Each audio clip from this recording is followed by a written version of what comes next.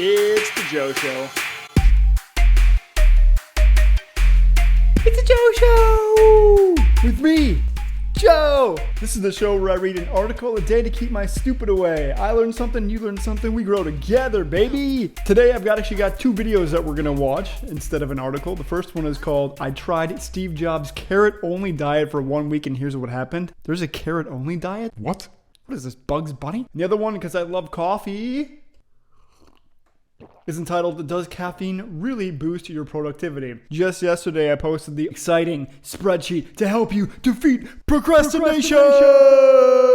And today, we're going to find out if caffeine also aids in it. So if you can combine coffee and spreadsheet, you can be the ultimate productive person! Alright, so let's jump into one of these videos here and see what happens. First up, we've got, Does Caffeine Really Boost Your Productivity?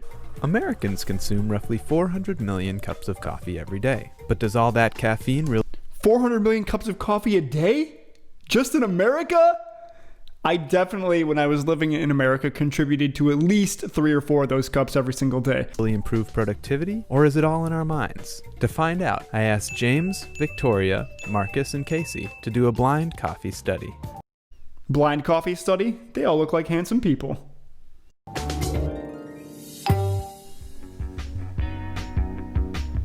Max sent me a Slack last week and was like, hey, would you be willing to do this coffee challenge where the only coffee you can have that day is the coffee I provide you? The only coffee that they can drink that day is the one that he gives them? What if he gives them like a cappuccino and they only want black coffee? Or what if they prefer cappuccinos and he's only got black coffee? What a terrible day. I hope they can at least choose the form that their coffee comes in and the temperature that it comes in. But then again, this is an experiment. You got to make some sacrifices for science!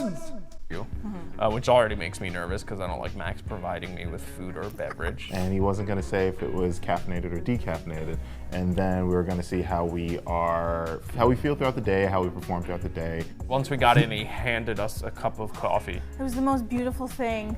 That's how I feel every morning when I make myself coffee. It's Just the most beautiful thing. You can't beat it. I make my coffee with an AeroPress. If you aren't familiar with an AeroPress, look it up. It's a lovely way to make coffee. In fact, the coffee that I have here right now is not only made with an AeroPress, but it is decaffeinated. I tend to drink decaffeinated coffee. That you could see on a Monday morning. A coffee that's free. A free covfefe on a Monday morning No. is glorious. Covfefe? No. Yeah, bad joke. What do son. you think you got? I thought I got decaf. Okay. Do you drink decaf at all? No, never. Yeah, you don't Like seem decaf like is the like type a of person. total. Decaf is like a total waste of time. It's an Americano like I requested. Oh, so they did have a request. That's nice. Yeah, that's caffeinated. I said it with confidence that I got a caffeinated Americano, but it's hard to tell. Do you think that your coffee was caffeinated? I wasn't sure when I first took a sip. Could you tell? I don't know, but I would guess that it was not caffeinated. So, honestly, you cannot tell the difference between caffeinated and non-caffeinated coffee. You could take both of those from the same company and try them out at home, and I guarantee you, you aren't going to be able to tell the difference. I mean, I want to almost do it with my colleagues and record it. That's also my guess.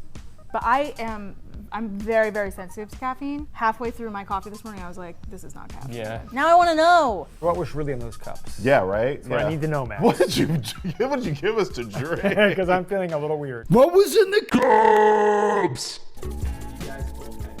Shut up! No, I didn't. You're lying. So you're telling me this is my life now? She thought she was very sensitive to caffeine, but now she's realizing it's actually all in her mind. I knew it. You knew it. You knew it. I had a What did I tell you, feeling. Roscoe? I told you. I had a feeling. Decaf. Wow. He called it, guy on the left called it, guy on the right, way too confident. Yeah, that's caffeinated. Reminds me of one of my buddies back home. You know who you are. Feel any different, honestly? I could tell slight difference. True. I will say I'm slightly embarrassed that I didn't know. Placebo effect is totally real. For sure. Based on just Yeah. how today went, absolutely placebo effect is real. Did you find that you were any more or less productive today? I don't think so. I mean, I for one feel exhausted still. Did you feel productive today? Kinda.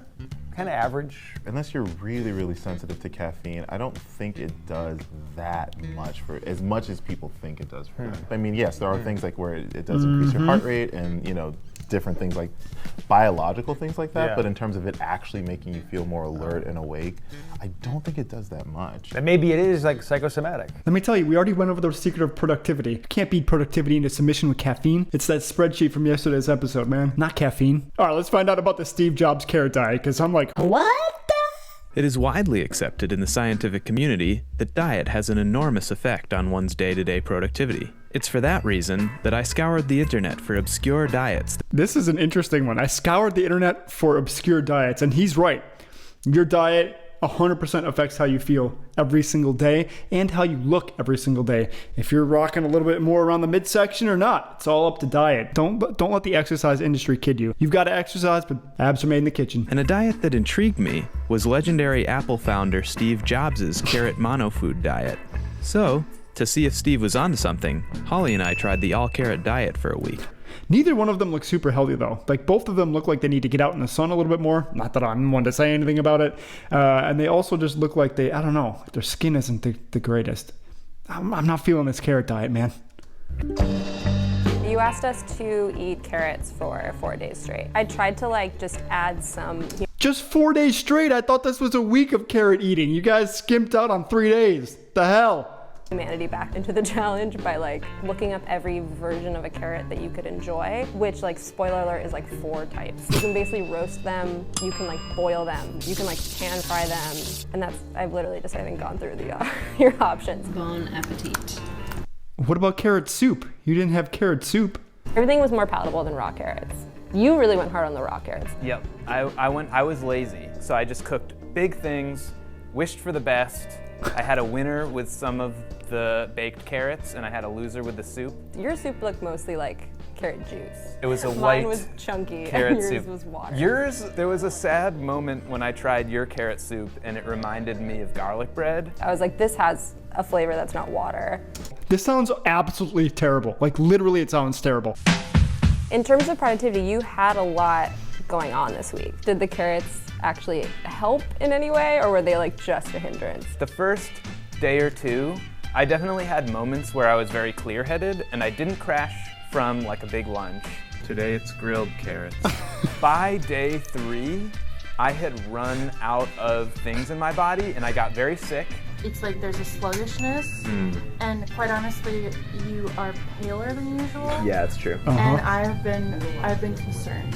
It was a little dangerous. You could have fainted? I was feeling very frail. Yeah, definitely dropped, I don't know the exact amount, but 5 to 10 pounds seems right. 5 to 10 pounds in 4 days? That's insanity. That's so unhealthy. I felt like a very old man. I was going upstairs and my feet were kind of shuffling. There's a part of me that's kind of oh, that's an interesting preview. That's a sneak peek I don't want to go to. How'd it go for you? I felt really tired when I woke up and really tired at night. So I definitely got more sleep for one, I don't think in a good way. I guess during the day, I drank way too much coffee to supplement the lack of flavor. But in a sense, just not worrying about food made it not as big of a factor in my day. So in some ways I had more time to do other stuff, but also not the energy to do stuff that was useful. Because she knew exactly what her diet was going to be, which was carrots for 4 days, she didn't have to worry about making food decisions. And I think this is actually super important if you are trying to lose weight or if you're even trying to be more productive. So Steve Jobs is famous for wearing the same thing over and over again so that he didn't have to think about what to put on in the morning. And now I think this is kind of an urban legend about this carrot thing along the same vein of choosing one outfit and sticking with it. But one of the things that I really found when I was doing bodybuilding, for example, is that I had to do a lot of food prepping. But then I didn't have to think about food during the day. It was hey, it's been 3 hours. I go to the refrigerator, I grab a meal, I throw it in the microwave, I eat it, I'm done. I can go back to work to be productive. So I actually think there is a little bit of a gem in there with meal prepping in saying that if you do meal prep, you can improve your productivity, but you gotta have nutrients. You can't just eat carrots all day. That's batshit insane.